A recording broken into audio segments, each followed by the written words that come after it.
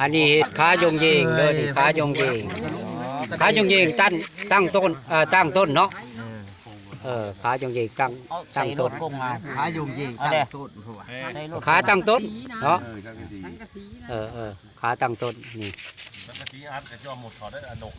เรามาก่อนได้ใส่ขาครอบอีกทั้งเทิงเด้เทิงตัดเราขามันเราขาเสียบนะเอาโค้งมันใส่โค้งตัดทั้งเทิงใส่โค้งเลยเขาจะให้เรานะจังหวะใช้เลยเรายินไม่ถึงใส่โค้งเลี้ยงเลยมาตัดทั้งเทิงบาทมาเลยลูกเหลวมานี่โคตรเร็วยินไม่ถึงเนี่ยไอ้งูแม่น้อยสตาร์ทคนมาเชื่อลูกเหลวชูเจียวให้ลูกเหลวเลยโอ้เร็วป้อนไม่เคยเห็นโมเลยนะ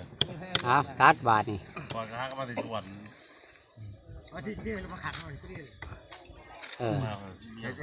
เอาเห็ดนะปลาเห็ด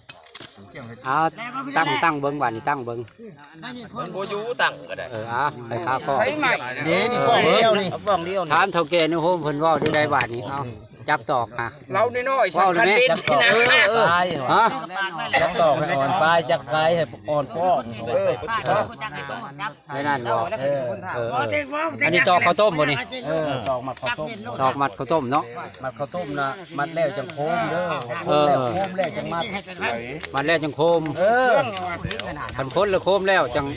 มัดเขาดูมีงานอะไรนะ